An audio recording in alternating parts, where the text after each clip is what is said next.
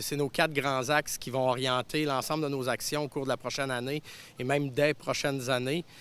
Ces 4 axes-là qui sont la relève d'entreprise, le support à la communauté d'affaires de Shawinigan, les RH, les ressources humaines, mais dans un axe de beaucoup de support à la valorisation de la marque employeur de Shawinigan et aussi le manufacturier innovant parce qu'on croit que bien que le manufacturier au Québec il était un peu un enfant pauvre dans les dernières années avec les concurrences asiatiques et autres, on pense que l'innovation technologique, les objets intelligents, la réorganisation des entreprises québécoises, comme le faisait remarquer Nicolas Mascotte de TechFab, est maintenant une opportunité pour le Québec de se relancer dans le manufacturier.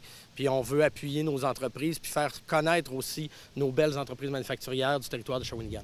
Parce qu'on dit souvent qu'on veut attirer des entreprises de l'extérieur, mais moi, ce que je pense grandement, c'est qu'on a des belles entreprises sur notre territoire, puis on a des jeunes et moins jeunes, là, tout dépendant à quel âge on arrête le jeune, mais on a des entrepreneurs dynamiques sur notre territoire qui peuvent être prêts à reprendre des entreprises existantes et à les amener à une nouvelle étape et à une nouvelle étape de leur vie d'entreprise. Fait à ce moment-là, maintenant que les entrepreneurs actuels, il y a une génération qui est plus vieillissante, il faut le dire malheureusement, bien avec ça, on se retrouve avec une opportunité d'entrer une nouvelle génération. Il faut saisir cette opportunité-là parce qu'on ne veut pas que ces entreprises-là soient achetées par des capitaux étrangers et déménagent, soit se termine parce qu'il n'y a pas eu la relève nécessaire à la continuité. C'est tellement difficile de partir une entreprise ou en attirer une que quand on en a une, nous, on croit qu'il faut les supporter dans ce processus de relève-là et même peut-être les éduquer pour ceux qui n'y ont pas encore pensé. Nous, comme on a beaucoup un rôle de rayonnement, c'est beaucoup notre aspect rayonnement qu'on veut utiliser pour favoriser l'attraction de main-d'œuvre. Si on démontre qu'on a des belles entreprises, si on démontre qu'à Shawinigan, il y a une belle qualité de vie pour un employé, que c'est un endroit où on est heureux, vivre en Mauricie et travailler en Mauricie, c'est des conditions intéressantes, c'est une qualité de vie intéressante, c'est des coûts de vie attrayants. Bien, à partir du moment où on peut démontrer ça à des gens de l'extérieur, comme chambre de commerce, comme on a une voie externe à la Mauricie, bien, on veut l'utiliser pour faire valoir ce qu'on appelle la marque employeur, la marque des entrepreneurs de Shawinigan et démontrer que, oui, on est à Shawi, mais on a des grandes entreprises comme, on parlait tantôt de TechFab, SimConnyBox, et si je les nommais toutes, on serait encore ici demain matin. On en a énormément, puis les gens, des fois, ils pensent pas. Bien, du côté de la Chambre, au niveau de la main-d'œuvre, ça va vraiment être beaucoup de valoriser ces éléments de qualité des entreprises-là. Ça va être par les capsules qu'on va faire à partir de septembre, où on va démontrer la qualité de nos entreprises, qu'on va valoriser notre marque employeur Shawinigan à travers ces communications-là, et par l'application où on va faire rayonner les bons coups de nos entreprises aussi.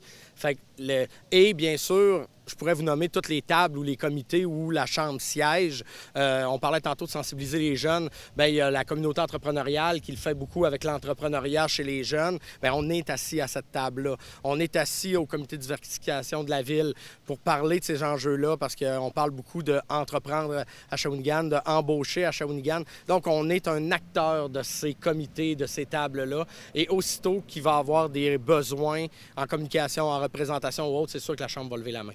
Nous, on a pris un pas de recul, puis on s'est demandé pourquoi y a-t-il des fuites commerciales? Il y a des fuites commerciales qui sont inévitables, mais il y a des fuites commerciales qui sont sur les deux côtés. Tu sais, les gens qui vont travailler à Trois-Rivières vont faire certaines dépenses à Trois-Rivières, mais d'un autre côté, il y en a qui travaillent à Shawinigan, qui vivent à Trois-Rivières, qui vont faire certaines dépenses à Shawinigan.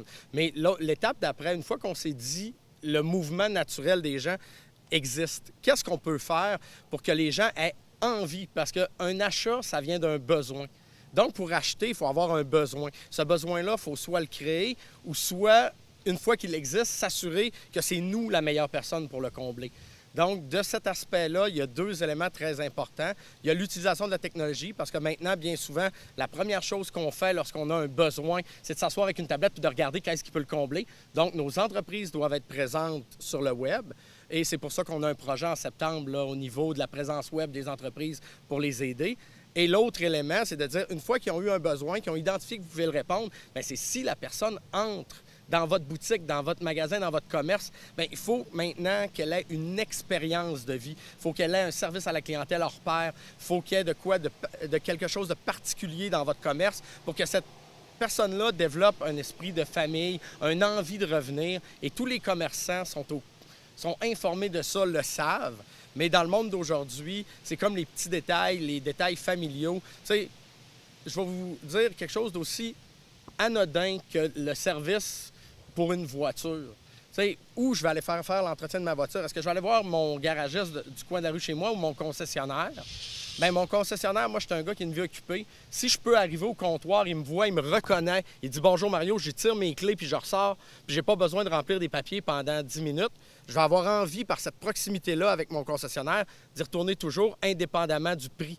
Le prix ne devient plus une problématique ou un frein à l'entrée, c'est la relation qui devient importante. Mes entrepreneurs de Shawinigan, il faut qu'ils fassent partie de ma famille puis de ma vie courante. Fait qu'on ne veut pas parler du négatif des gens qui s'en vont ou qui quittent. On veut parler du positivisme et du plaisir d'acheter à Shawinigan. Et on veut que ce soit le cas, que ce soit plaisant et dynamique acheter chez nous.